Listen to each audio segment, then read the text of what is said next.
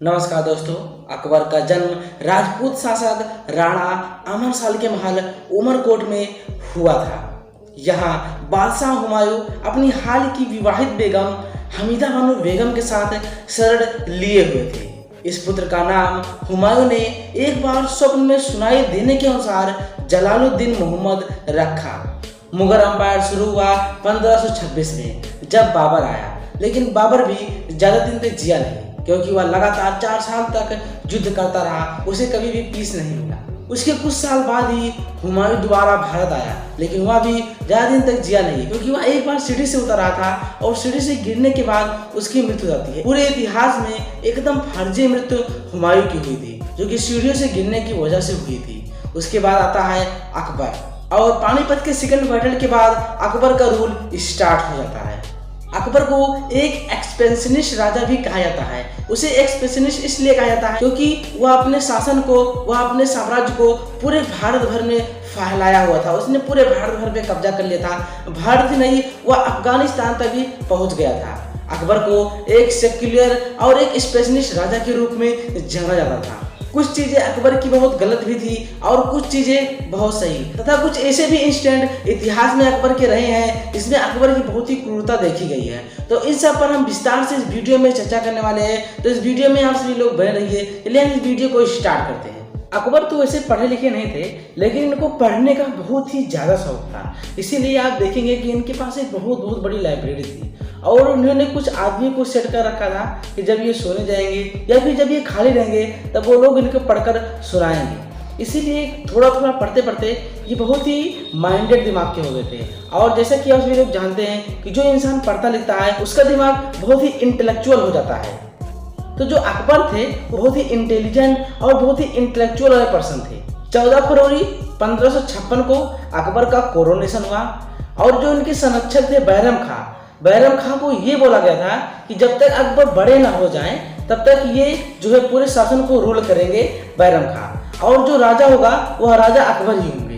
अकबर पूरे भारत पर शासन करता था, यानी कि उसने पूरे भारत को अपने कब्जे में कर रखा था। इसके साथ साथ में भारत नहीं बल्कि वह कांधार तक पहुंच गया था। अकबर को ग्रेट इसीलिए कहा गया है क्योंकि अकबर कभी भी कोई भी लड़ाई हारा नहीं। यह ज्यादातर लड़ाई नहीं लड़ता था कि लड़ो। यह जो है बहुत ही इंटेलिजेंट राजा था। यह बहुत ही दिमाग से काम लेता था। यह ज्यादातर क्या करता था, यह मैरिटल अलायंस बनाता था, यानी कि अगर कहीं पर यह किसी भी राजा से जीतता था तो उसे मारता था या फिर उसे गुलाम नहीं बनाता था, बल्कि उसके यहाँ से वह शादी कर लेता था, जिससे वह रिश्ता भी बना रहता है उस राजा से, और इसके साथ साथ उस राजा को उसका राजपाट दे देता है और कहता है कि आप हमारे अंडर में काम करो, आप हमें कर देते रहो और आप अपने राज्य को संभालो। जोधा अकबर मूवी आपने देखी कि नहीं कि किस प्रकार से वह मैरिटल अलायंस करता था। वह हर एक धर्म का सम्मान करता था, कोई भी हो। वह किसी को थोपता नहीं था, किसी के ऊपर थोपता नहीं था, किसी से जबरदस्ती नहीं करता था कि आप इस धर्म का पालन करें। आपको जिसकी इच्छा हो, जिस धर्म की इच्छा हो, आप उस धर्म को मान सकते हैं। अकबर की चाहने वाले मुसलमानों में भी थे, और जो हिंदू थे हिंदू में भी अकबर को बहुत ज्यादा चाहने वाले थे। यह किसी के ऊपर जोर जबरदस्ती नहीं करता था। 1560 आते आते जो अकबर थे वह काफी यंग हो गए थे, यानी कि वह लगभग 18 साल के हो गए थे, और वह चाहते थे कि अब बैरम खां की छुट्टी कर दी जाए, क्योंकि वह बड़े हो गए थे। अब वह खुद शासन करना चाहते थे, लेकिन बैरम खां के होते हुए वह ऐसा नहीं कर सकते थे। इसीलिए उन्होंने अपनी मदर से कहा कि बैरम खां को आप कहीं पर भेज दीजिए। इसीलिए उनकी मदर ने बैरम खां को हज करने के लिए मक्का भेज दिया, लेकिन हज करने जाते वक्त बैरम खां की दुश्मनों ने हत्या कर दी थी। और अब लगभग में 50-60 के बाद से अकबर का शासन शुरू होता है, और अकबर ने अपने मिलिट्री में जबरदस्त परिवर्तन किया। अब 1560 में अकबर के पास पूरी ताकत थी, पूरा शासन अकबर के हाथ में था, और अब अकबर ने अपना मिलिट्री ऑपरेशन करना स्टार्ट किया। अगर अकबर को देखा जाए तो उनका एक साइड था कि वह बहुत ही अच्छे इंसान थी, लेकिन वहीं पर उनका दूसरा साइड देखा जाए तो वह बहुत ही खतरनाक टाइप के इंसान भी थे। उनको रिवेल करना बहुत ही नापसंद था। अगर कोई भी उनके खिलाफ रिवेल करता था, आवाज उठाता था, तो उसे तुरंत ही मरवा देते थे। उसका अंदाजा इसी से लगाया जा सकता है कि उन्होंने अपने मिनिस्ट्री में एक नया स्पेशल कानून लाया कि उनसे कोई भी मुगल क्वेश्चन नहीं कर सकता है, किसी प्रकार का क्वेश्चन उनसे नहीं पूछा जा सकता है। तो इस प्रकार था उनका राजपाट। कई बार अकबर को मारने का भी प्रयास किया गया।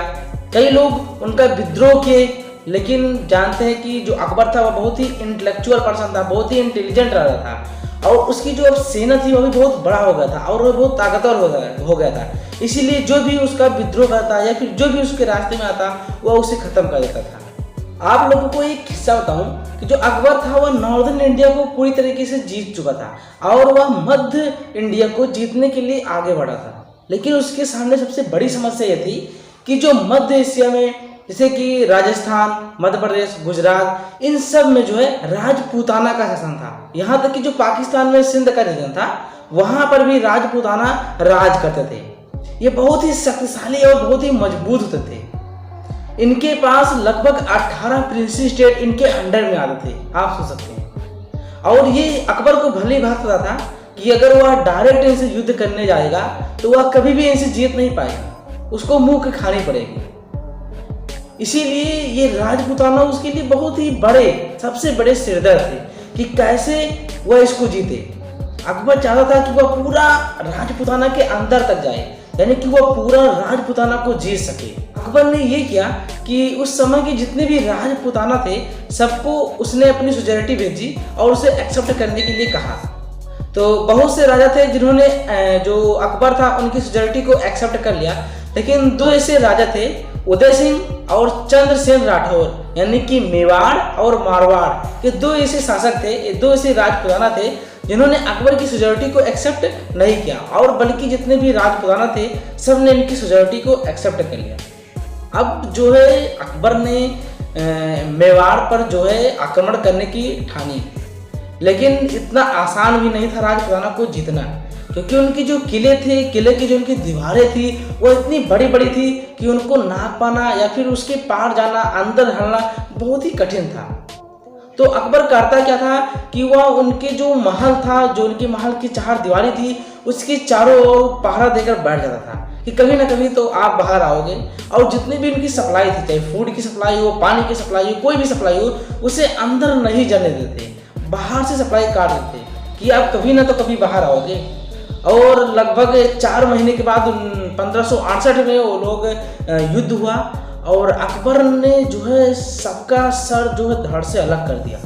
और जो उनका जो करते थे कि वो पिरामिड के आकार में उनके सर को रखकर मतलब कि बनाते थे, मतलब कि एक पिरामिड का आकार बना देते थे उनका सर को काट कर। 30,000 लोगों का सर उन्होंने काट दिया था इस युद्ध में। अब यहाँ अकबर ने लगभग सभी राजपूताना पर जो है कब्जा कर लिया था। केवल एक बचा था जो कि मेवाड़ था, यानी कि उदय सिंह, क्योंकि वहाँ पर उदय सिंह के जो बेटे थे महाराणा प्रताप, जिसके बारे में आप काफ़ी कुछ सुने होंगे कि 6.5 फुट का इंसान, जो कि बहुत ही बड़े वॉरियर थे, जिनका अकबर भी बहुत ही सम्मान करता था।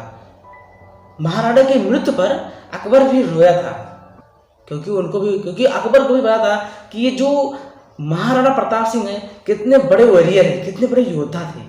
जब बैटल ऑफ हल्दी घाटी का युद्ध हुआ महाराणा प्रताप और अकबर के बीच में, तो इतना भयंकर युद्ध हुआ था, वहां पर सभी लोगों ने महाराणा प्रताप की वीरता देखी थी।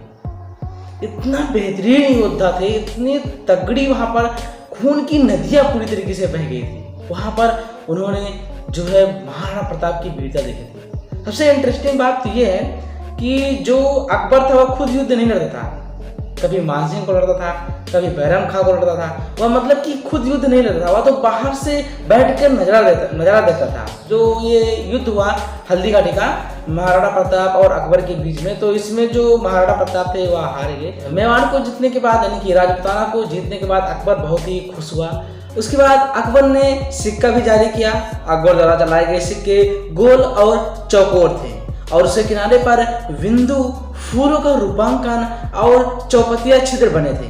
उन्हें मेहराब आकार में भी डिजाइन किया गया था। अकबर ने घोषित किया कि धर्म परिवर्तन न करने वाले हिंदू लोगों को कोई मौत की सजा नहीं दी जाएगी। अकबर ने दिवाली का त्योहार मनाया।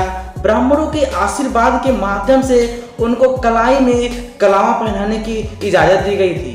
गाय के मांस पर त्याग करने के लिए कहा गया था और उन्होंने कुछ दिनों के लिए मांस की बिक्री पर भी रोक लगा दी थी। ये कुछ कार्य थे जिन्होंने अकबर ने हिंदुओं के पक्ष में लिया और वो हिंदुओं का काफी सम्मान करते थे। इसके साथ साथ में वो मुसलमानों का भी ध्यान रखते थे। अकबर एक बहुत ही कुशल शासक थे और पूरे भारत को अपने शासन के अधीन शामिल करने की कोशिश करते थे। इसके लिए अकबर ने कई रणनीतियों को अपनाया। कुछ स्थानों पर अकबर ने अपनी सैन्य शक्तियों का भी इस्तेमाल किया, जबकि अन्य जगहों पर अकबर अपने प्रशासनिक कौशल का इस्तेमाल करते थे।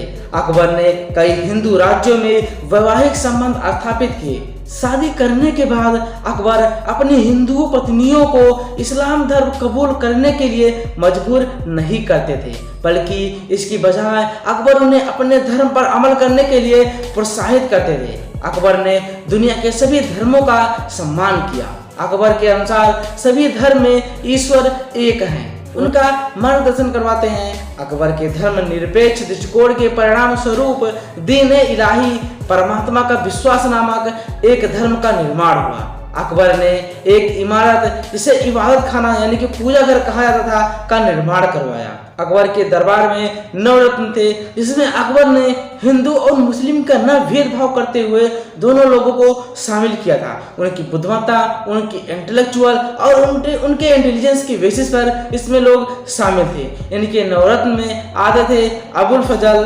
फैजी, तानसेन, बीरबल, राजा टोडरमल, राजा मान सिंह, अब्दुल रहीम खाने खाना, फकीर अजीउद्दीन और मुल्ला दो प्याजा शामिल हैं। अकबर की शासनकाल के अंतिम वर्ष शांतिपूर्ण नहीं बीते, क्योंकि अकबर के पुत्र सलीम, जिन्हें बाद में सम्राट जहांगीर के रूप में जाना गया, उसने अकबर के खिलाफ बगावत की। आगरा में अकबर की मृत्यु हुई और सिकंदरा में शव को दफनाया गया, जहां अकबर का शानदार मकबरा आज भी देखा जा सकता है। सो दोस्तों, ये था अकबर की पूरी जीवन कुंडली। इसके बेसिस पर आप ये अनुमान लगा सकते हैं या फिर आप ये डिसीजन ले सकते हैं कि अकबर महान था या फिर शैतान। ये डिसीजन मैं आप सभी लोगों के ऊपर छोड़ता हूँ। आप सभी लोग डिसाइड करिएगा कि अकबर महान था या फिर शैतान था। चलिए दोस्तों, वीडियो को यहीं पर अंत करते हैं। तब तक के लिए जय हिंद।